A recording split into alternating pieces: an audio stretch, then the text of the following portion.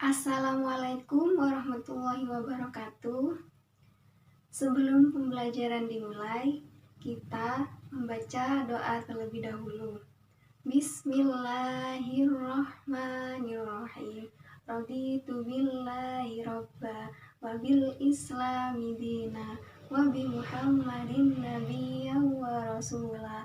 Rabbi zidni ilma warzuqni fahma. Amin ya robbal alamin. Nah, apakah sudah hadir semua anak-anak? Alhamdulillah kalau sudah hadir semua.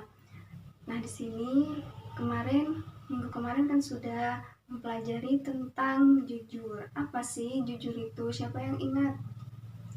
Nah, jujur itu adalah tidak berbohong. Itu adalah jujur.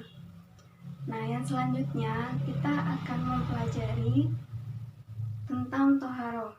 Apa sih toharo itu? Siapa yang tahu? Nah, toharo itu adalah bersesuci dari najis maupun hadas. Nah, jadi kita itu harus ketika beribadah, kita itu harus suci dari najis dan hadas. Dan meliputi pakaian, tempat, sama badan. Selanjutnya alat toharo. Nah, alat toharo ini yang digunakan itu ada dua macam, yaitu air dan yang bukan air. Yang bukan air ini seperti debu, kertas, tisu. Itu adalah benda-benda yang tidak berair tapi bisa digunakan untuk bersesuci. Dan selanjutnya yaitu segi hukumnya air terbagi menjadi 4 macam. Yang pertama yaitu air suci mensucikan. Contohnya yaitu air sumber, air salju, air hujan, air embun, air sungai. Nah, itu adalah contoh air suci mensucikan atau air mutlak. Dan yang kedua yaitu air suci tidak mensucikan atau mustakmal. Air ini itu air yang digunakan untuk menghilangkan najis meskipun rasa, warna, dan baunya tidak berubah. Itu adalah air suci tidak mensucikan atau air mustakmal. Dan yang ketiga yaitu air makruh. Air makruh ini air yang suci mensucikan tapi makruh untuk digunakan. Seperti yang dikategorikan dari air makruh ini yaitu air yang terkena panas matahari dari dalam logam. Itu makruh hukumnya. Dan yang keempat yaitu air yang terkena najis yang sejumlahnya kurang dari 2 kulah atau lebih dari 2 kulah, tetapi karakternya itu sudah berubah jelas, bau, rasa, dan warnanya itu sudah berubah. Itu adalah hukum air mutanajis. Selanjutnya yaitu hadas dan najis. Nah, hadas dan najis ini merupakan 2 unsur pokok dalam persoalan toharo. Nah, ketika kita terkena najis, atau lagi berhadas, nah itu kita wajib untuk bertoharo.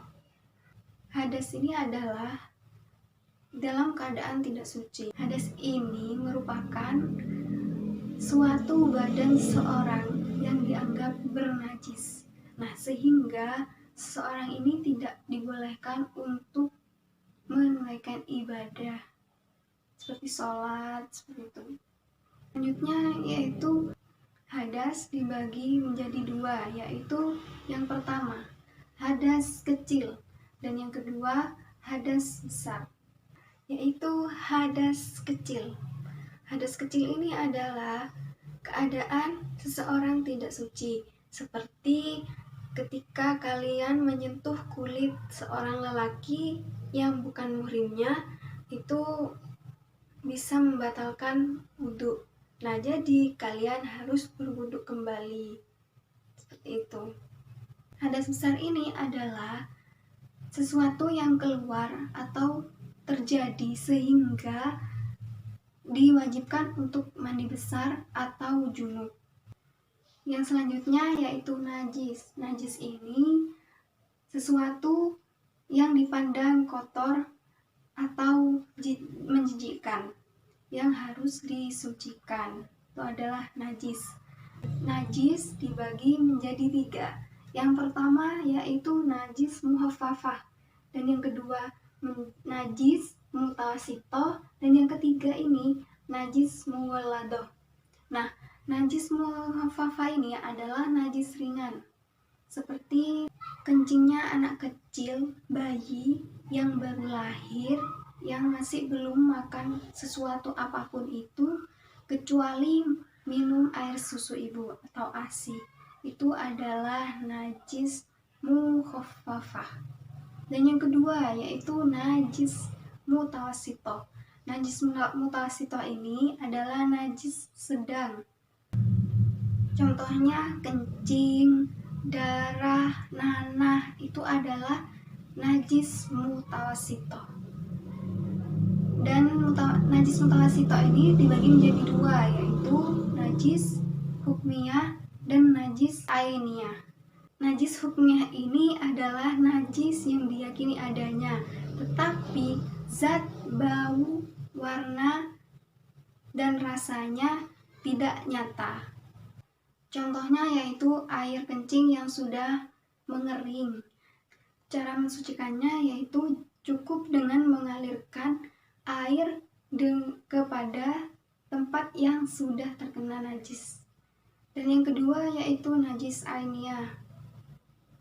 Najis ainiyah ini adalah najis yang nyata wujudnya, zat, rasa, dan baunya. Itu adalah najis ainiyah. Cara mensucikannya itu yaitu dengan cara menyiramkan air hingga hilang rasa, bau, zat, dan rasanya. Itu adalah najis ainiyah. Nah, yang selanjutnya yang terakhir yaitu najis mughaladoh. Najis ini adalah najis berat, seperti najisnya air liur anjing, itu adalah najis mughaladoh. Cara mensucikannya yaitu dengan cara menyiramkan air sebanyak 7 kali, dan salah satunya yaitu dicampur dengan tanah. Nah, dari penjelasan ibu barusan, mungkin ada yang mau bertanya, bisa ditulis di kolom diskusi ya. Nah, di sini ibu akan memilih 2 penanya. Pertanyaan yang pertama yaitu, mengapa tertidur itu bisa membatalkan wudhu? Ya, dikarenakan hilang akal sebab tidur. Nah, ini harus mengambil wudhu kembali, seperti itu. Ini termasuk hadas kecil. Dan pertanyaan yang kedua yaitu tentang sebutkan hal-hal yang sebab seseorang itu berada dalam hadas besar. Hal-hal yang seseorang berada dalam kondisi hadas besar yaitu ada haid, itu ada junub atau melakukan suami istri, itu adalah hadas besar. Nah, itu wajib untuk mandi besar. Nah, sudah bagus bagi anak-anak yang sudah bertanya, udah pintar sekali ya. Dan selanjutnya yaitu sebelum kita tutup, apa sih toharoh itu? Toharoh itu adalah bersesuci dari hadas kecil dan hadas besar dan najis juga. Nah, itu adalah yang selanjutnya ibu kasih tugas yang dikerjakan di rumah. Saya beri waktu selama sampai nanti malam, dikumpulkan lewat WhatsApp grup ya. Kurang lebihnya terima kasih. Assalamualaikum warahmatullahi wabarakatuh.